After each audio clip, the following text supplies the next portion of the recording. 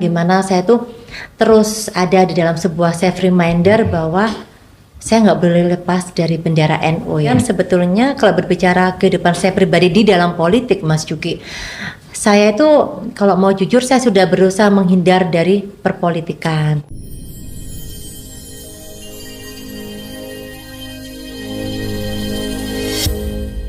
Assalamualaikum warahmatullahi wabarakatuh. Selamat tiba di podcast official resmi PCNU Kota Surabaya. Sekarang di hadapan kita sudah ada salah satu politisi muda yang juga asli arek Surabaya dan insya Allah akan segera menunggu pelantikan. Namanya Mbak Dr. Lia Istifama. Insya Allah akan dilantik beberapa bulan lagi Mbak ini Mbak. Sambil menunggu pelantikan apa aktivitasnya sementara ini Mbak Lia? Iya, alhamdulillahirobbilalamin bisa ketemu dengan Mas Juki dan teman-teman official PCNU Surabaya. Yang pertama, yang mengisi waktu diantaranya ya podcast dengan jenengan saat ini dan juga banyak lain ya. Terutama apa ya, ini mungkin menjadi kesempatan saya Mas Yuki ya, sambil menunggu proses pelantikan, gimana saya tuh terus ada di dalam sebuah self reminder bahwa saya nggak boleh lepas dari bendera NU ya. Karena memang apalagi sekarang kan posisi saya podcastnya ini kan di kantor PCNU Surabaya. Di mana tempat ini sangat bersejarah banget. Bisa mungkin diceritakan Mbak apa sejarahnya Mbak Lia? Dulu saya aktif di IPPNU Kota Surabaya Mas Yuki. Terus? Kemudian di situ apa ya, saya menjadi saksi bahwasanya di tahun 2002, 2004, 2005 ya, itu benar-benar yang banyak sekali kader-kader muda potensial dari Surabaya itu aktifnya di NU lewat IPPNU sama IPENU ya kan. Nah ini kan menjadi sebuah apa ya Mas ya, kayak saya itu tertarik untuk kalau bisa ini lagi dong, kuat lagi dong IPPNU dong, IPENU ayo dong kuat lagi, karena pada zaman dulu sangat-sangat viral loh.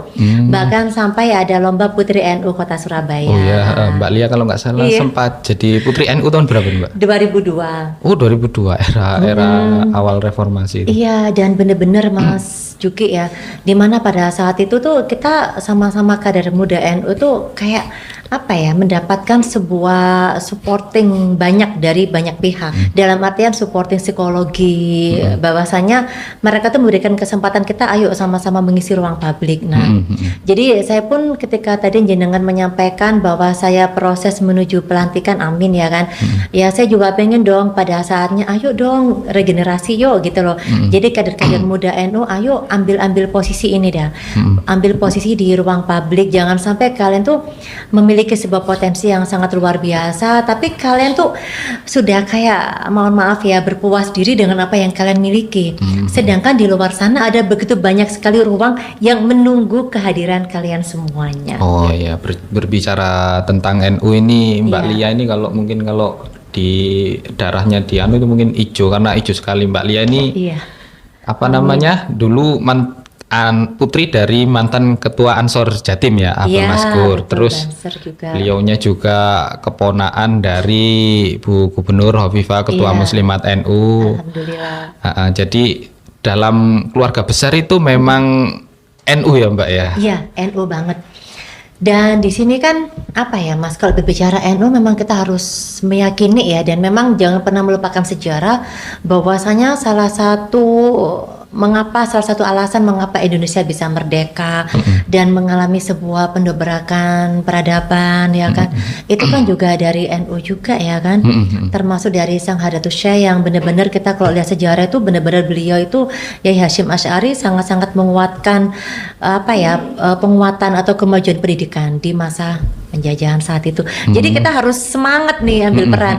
Nah dari situ Mas Yuki, saya selalu kalau berbicara sama orang atau di dalam forum ya, terutama kepada adik-adik, saya selalu sampaikan ayo dong ambil aksi. Jadi leadership is action not position. Nah ini kan juga kalau disingkatkan LIA ya kan Mas, leadership is action. Iya jadi benar-benar kalian tuh dimanapun bisa menjadi seorang leader. Jangan berbicara posisinya, tapi berbicara aksinya itu yang kalian bisa ambil.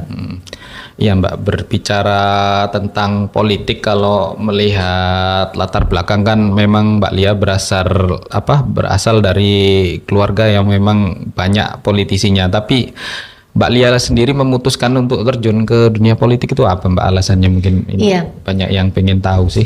Iya betul. Kalau memang berbicara daerah politik, ya memang ada. Tapi memang kan saya sangat mensyukuri Mas, bahwasanya keluarga itu sangat mendidik kami semuanya, anak-anak ini sebagai orang yang sangat menghargai proses. Bukan orang yang mencari sebuah posisi, tapi berproses di situ. Baik dari Ibu Khofifah juga kan selalu menyampaikan ya bagaimana kita berproses, bagaimana kita berjalan berlari. Jadi bukan mencari sebuah posisinya, tapi berprosesnya. Nah di situ kemudian sebetulnya kalau berbicara kehidupan saya pribadi di dalam politik, Mas Juki, saya itu kalau mau jujur saya sudah berusaha menghindar dari perpolitikan. Oh, sempat Iya. menghindar Mbak.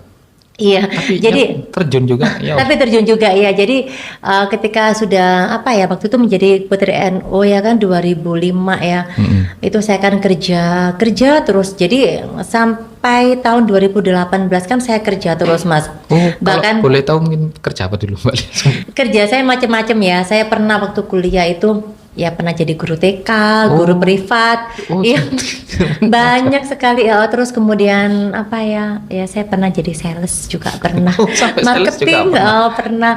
Ya banyak lah pekerjaan-pekerjaan yang mungkin itu apa ya bagi banyak orang tidak prestis gitu. Misalnya hanya karena melihat sebuah prestis itu kan hanya karena dari apa Mas? Secara materi ya. Iya, secara Cuman materi, itu tetap jelas. saya ambil karena nggak tahu ya, mungkin saya lebih suka menghargai kehidupan itu bagaimana kita bisa berproses aja ya. Jadi kemudian sampai 2018 pun saya bekerja sebagai karyawan swasta hanya gaji UMK. Ya, tapi kan buktinya saya masih happy kan. Berarti kan kita harus yakin bahwasanya pekerjaan apapun itu ada sebuah keberkahan. Nah, kemudian di sela-sela waktu itu saya juga kan mencari ilmu Mas, di mana saya juga ngajar, saya juga kuliah dan sebagainya. Tapi kemudian mungkin sudah takdir Allah Subhanahu wa taala ketika kemudian 2024 ini kemarin maju di DPD. Iya, iya. Walaupun sebelumnya itu memang oke lah, saya pernah maju caleg 2009, 2014 itu memang pernah maju, tapi ketika saya maju di perpolitikan pun itu tidak melepas aktivitas saya sebagai seorang karyawan saat itu. Kemudian di tahun 2019 sempat ada tawaran ya beberapa ya mungkin ya maju di dalam partai ya sebagai caleg, tapi nggak saya ambil Mas. Kenapa? Karena mungkin saya apa ya berpikir saya ingin menghargai keinginan saya untuk passion saya di dunia pendidikan dan bekerja aja. Tapi kemudian itu tadi ketika 2020 ayah saya kan waktu itu masih hidup ya, di bulan 1 bulan Januari beliau berpesan bahwa jangan pernah ini loh Mas, jangan pernah ragu atas kekuatan jaringan sosial, gitu. pertemanan, relawan dan sebagainya.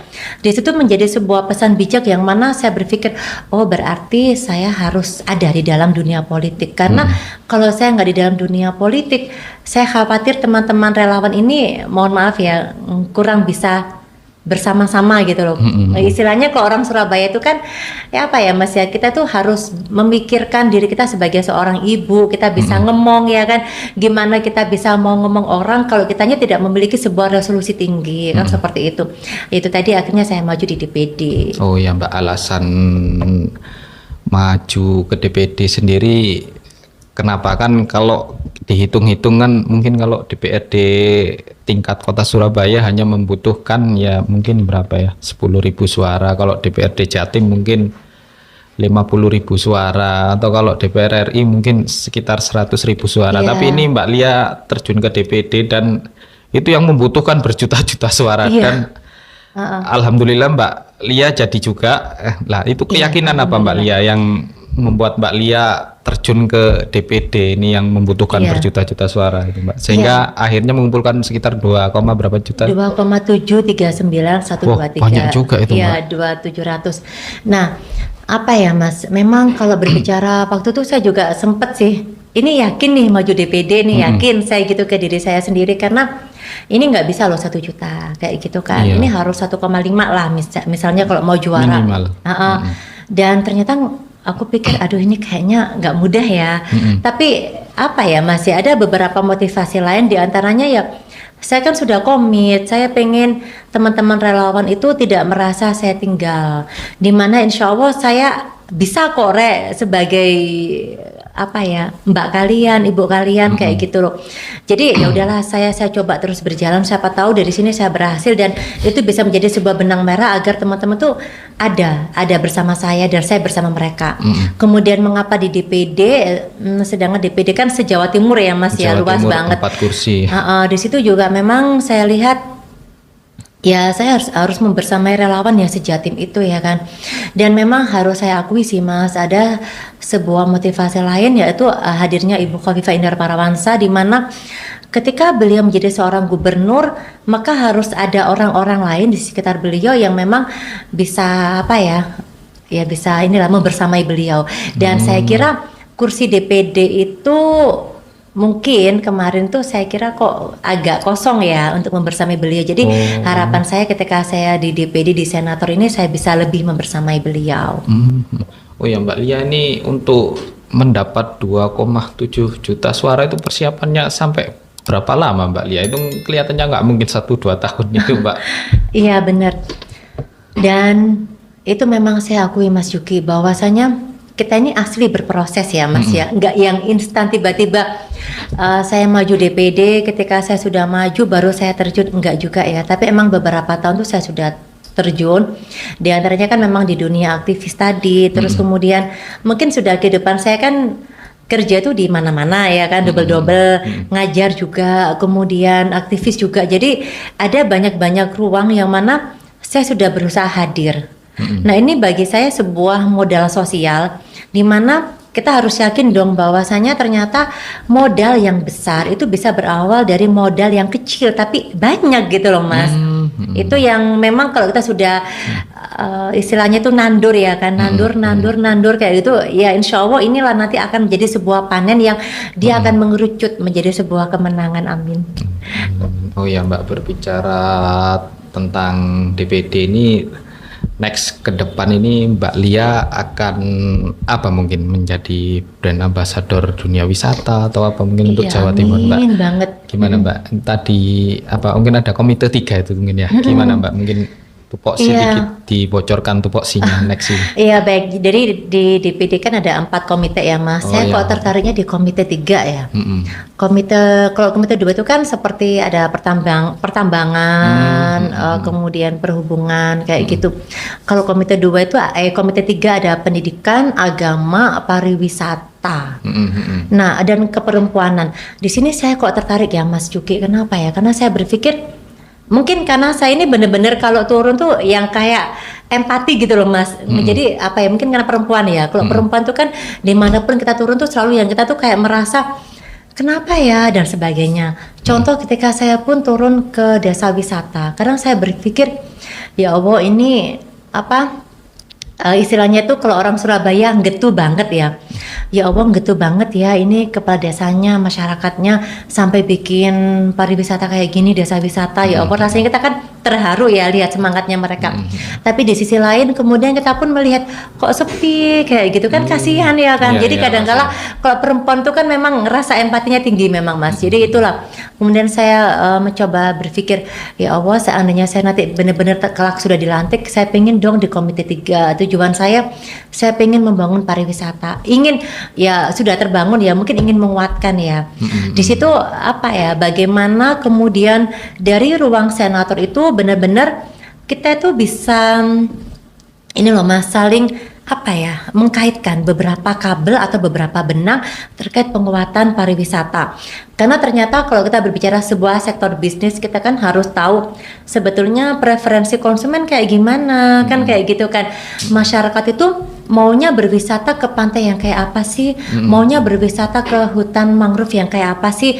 Berarti kan kita berbicara bagaimana masyarakat itu memiliki preferensi yang ini kemudian ditangkap secara cerdas oleh masyarakat setempat atau yang desa itu ya kan, pengelola desa wisata. Nah, ini kan saya kira akan semakin indah ketika seorang senator yang menyampaikannya atau mencoba mengkaitkannya ya kan Mas. Karena kalau kita sendiri ya Mas ya, saya pernah jadi aktivis misalnya, aku ini udah berusaha speak up kayak gimana, itu kadang nggak sakti, tahu nggak sih? Karena ada kalanya apapun yang kita sampaikan ternyata ini ya nggak sakti banget sih kayak gitu loh, cuman bisa ngomong doang. Mungkin kalau dari ruang senator mungkin kita bisa omongan kita didengerin orang dan mungkin bisa lebih dari sebuah perkataan kan kayak gitu. Jadi memang sangat penting sekali ya sebuah brand ambassador tadi. Nah apalagi ya kan Mas Yuki kalau namanya dunia pariwisata kan nanti berarti ada sebuah keterlekatan sosial ekonomi ya kan, dimana secara sosial masyarakat akan terbangun secara produktivitasnya kan. Berarti nanti ketika mereka punya produk UMKM, mereka punya tempat kan untuk berjualan dan sebagainya. Kemudian saya kira apa ya, sebuah semangat dari masyarakat untuk semakin melejitkan potensi lokal mereka itu kan insya Allah akan menjadi sebuah potensi juga untuk pemerintah setempat, kepala daerah setempat untuk lebih naikkan BAT. Iya, naik semua kan akhirnya, sejahtera semua, produktif semua. Kira-kira potensi wisata di Jawa Timur apa Mbak yang nanti rencananya mungkin akan lebih di-up-kan lagi kalau Mbak Lia nanti duduk di komite 3 itu Mbak? Ya, saya sih sebetulnya ini ya, kalau ngomong masalah pemahaman secara utuh ya pasti masih belum terlalu utuh ya. Secara potensi setiap wilayah di Jawa Timur, cuman sekilas yang saya tahu sih ada tuh kayak potensi pantai, potensi ya kan gunung sama hutan ya. Itu kan memang banyak. Tapi di sini ada sebuah potensi lain yang ternyata sangat mudah dimiliki oleh setiap wilayah atau banyak wilayah, tapi kurang hidup, yaitu potensi pertanian. Dalam artian lahan-lahan pertanian yang sudah subur. Jadi walaupun bukan di dekatnya gunung atau di tepi pantai atau apa ya, atau di sekitar hutan yang memang lebat ya misalnya, tapi hanyalah sebuah hamparan sawah yang sangat indah, itu kan bisa jadi desa wisata ya kan sebetulnya. Itu soalnya saya dulu pernah Mas, ada beberapa teman sih kepala desa, mereka tuh punya lahan sekitar berapa hektar lah, ada 10 dan sebagainya, belasan hektar ya. Dan mereka berpikir, saya pengen Mbak nanti itu ini jadi desa wisata, nanti ini ada playground, ada pusat apa oleh-oleh UMKM dan sebagainya. Mereka punya mimpi Mas, tapi mimpi itu nggak terwujud sampai sekarang ini. Jadi saya yang udah kesana tahun 2021 sampai tahun 2024 saya lihat gimana kabarnya Pak, ya nggak apa-apa Mbak ya, masih keinginan gitu aja sih. Nah berarti kan kenapa ya hamparan sawah itu belum diambil ya? Berarti kan kita harus berbicara, kita bisa nggak ya menjadi seorang senator yang kemudian menggait investor misalnya, tapi sekali lagi tidak mengurangi jatah atau jadi jangan sampai kita tuh memberikan kerugian juga ya kepada masyarakat setempat, kearifan lokalnya dapat dan sebagainya. Ini kan hanyalah sebuah, bisa nggak kita jadi fungsi bridging nih, datangnya investor nih. Jangan investor cuma lihatnya, aku mau ini dong, mau bantu dong, asalkan dekatnya pantai kayak, dekatnya gunung kayak dan sebagainya. Tapi kalau cuma hamparan sawah, bisa nggak ya mereka ngambil?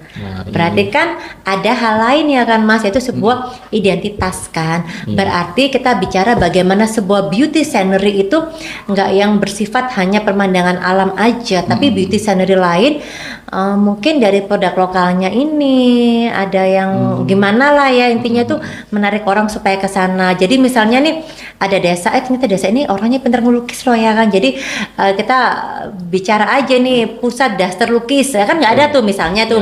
Jadi semua orang bisa ke sana sekaligus melukis di daster. Saya kan mama ya. Iya saya mama kan. Jadi ya daster lah.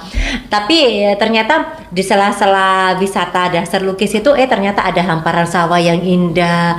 Jadi intinya itu kan apa ya Mas ya, sebuah value itu kan nggak bisa kita berbicara satu aja identitas, tapi banyak identitas kecil di sekitarnya. Ya Mbak, tadi banyak juga ya ide-ide baru ini ya. Berarti apa namanya tuh sudah banyak petani-petani yang menitipkan suara ke sampai iya banyak. Iya Mas Yuki, makanya itu saya selalu bilang ini juga kadang suka tapi juga kadang duka ya. Akan menjadi sebuah duka ketika kita tuh pengen banget membantu, tapi kalau kita nggak mampu ya kan.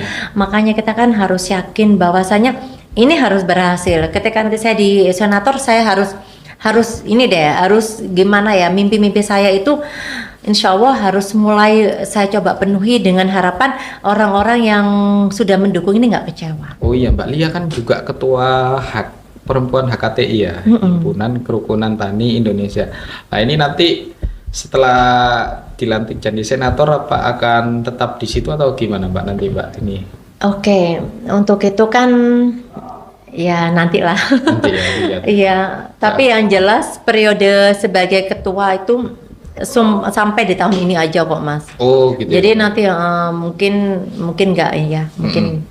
Oh iya juga, ini kan berbicara Mbak Lia kan juga senator dengan latar belakang NU atau Nahdien. Nah nanti ini ke depan bagi mereka apa namanya warga-warga Nahdien ini untuk menitipkan suara atau aspirasi ke Mbak Lia ini gimana Mbak?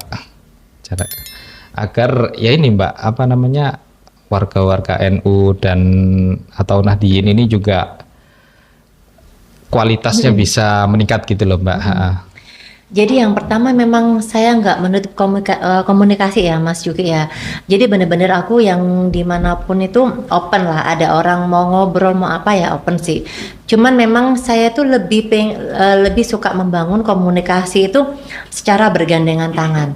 Jadi dimanapun orang yang kemudian menyampaikan aspirasinya atau harapan atau gimana pun tuh selalu saya tekankan, ayo kita bergandengan tangan yuk. Jangan sampai kita tuh tangan di bawah. Bergandengan itu akan terasa lebih mudah ya kan. Jadi benar-benar yang aku bisa membantu kalian dalam apa nih yang sekiranya memang aku mampu, oke. Tapi yang jelas apapun yang kalian dapatkan dari orang lain, misalnya dibantu orang dalam apalah misalnya, itu gak akan bisa menjadi sebuah bantuan yang potensial jika kitanya cuma nerima doang gitu loh. Tapi bagaimana kita bisa meng-create, bisa mengambil peran ya kan.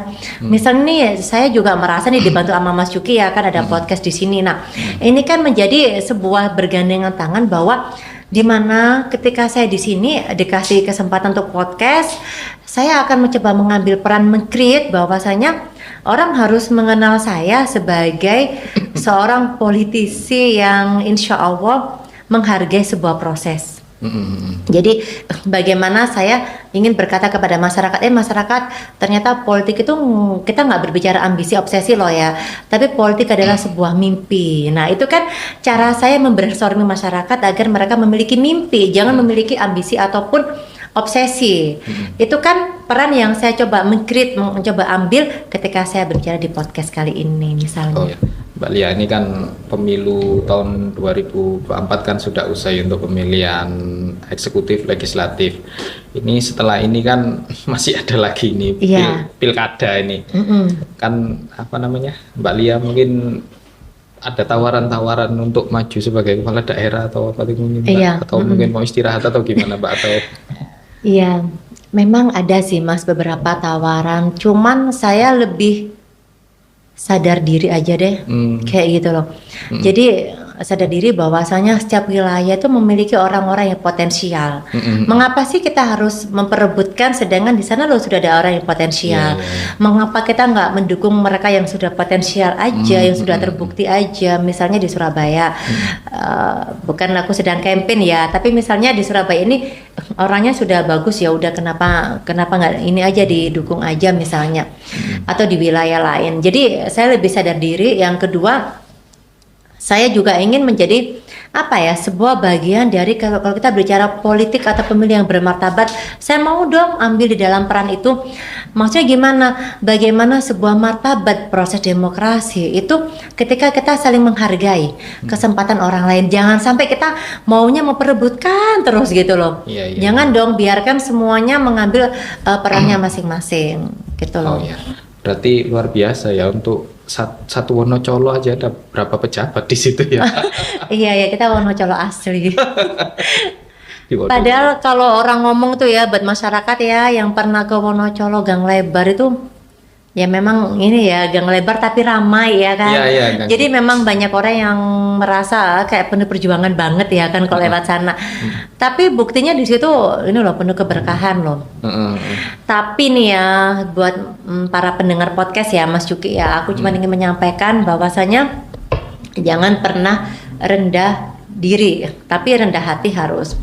Karena saya sendiri pun ketika tadi Mas Yuki ngomong kata Wonocolo, saya kan tinggalnya di Gang Lebar.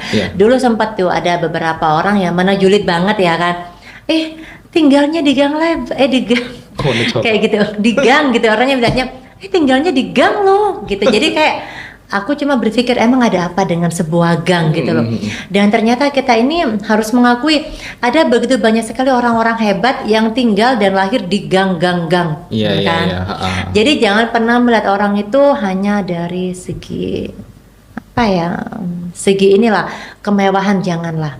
Sedangkan semua orang itu pasti harus menempuh kesederhanaan sebelum dia akan mencapai sebuah pencapaian, kesuksesan. Mbak Lia dari kecil sampai sekarang ya tetap ya tinggal di Wonocolo berarti ya? Iya. Oh luar biasa, ya sahabat Nahdien, tadi kita baru saja sedikit berbicara banyak dengan senator yang akan segera dilantik, muda, dan beliaunya juga sangat luar biasa, banyak ide-ide pembaruan terutama untuk dunia pariwisata di Jawa Timur nantinya ya.